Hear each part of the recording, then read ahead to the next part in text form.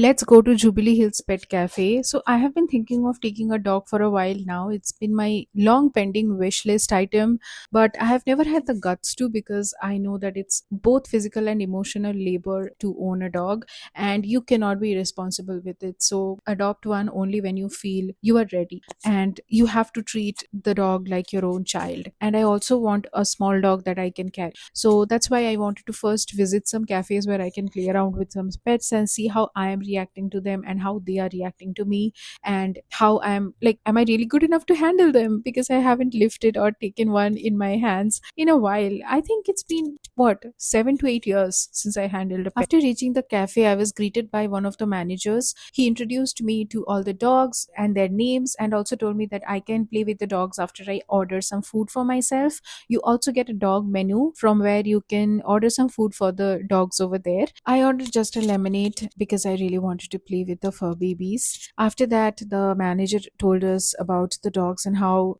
each one of them have been found. All of these dogs are rescue dogs and they have been abandoned, some of them in a really horrible condition. And they were found, was one was found tied to a pole, some were thrown out of the car. I do not understand how people can be so horrible and do such cruel things to these innocent babies. Mia's story made me really sad because she's the oldest one over here and she was abandoned because the owners probably discovered there was a tumor in her stomach.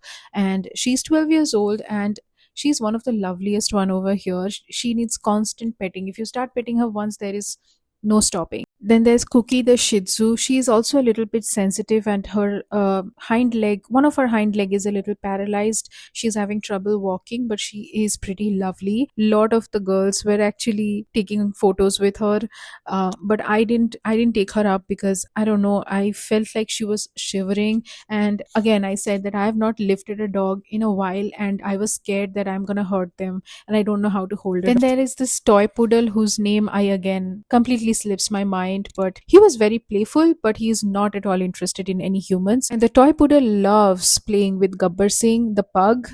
Oh my god, he is the cutest. I cannot even tell you how tiny, small, and cute Gabbar Singh is. I cannot call him Gabbar Singh for some reason. I know that's the fun name for him because of how he looks, but the personality is not giving Gabbar Singh.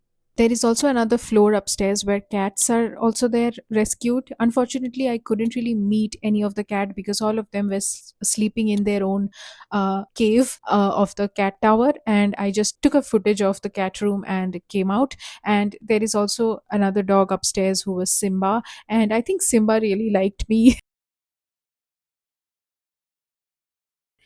This little one is Dosa, by the way, and he's literally Chota Packet Bada Dhamaka. I don't know whether he is a Pomeranian or a Pomeranian mix, but he is very sensitive and very barky. In this footage, the lady was basically telling us that Dosa thinks he is the security guard of this place, which is why he literally yells at every single new guest who enters through the door. The truth is, he's basically traumatized by the way he is abandoned. It's never really the dog's fault, or it's most of the time a past experience that triggers them and makes them scared of humans. Lastly, Gabbar Singh is the only one that I was able to hold, and I actually told one of the girls who was managing the cafe to give it to me, and that's how I was able to hold Gabbar Singh. And I think at last he kind of like enjoyed being with me, but that was very short lived. After I took the photos, he got distracted by Tritos and left.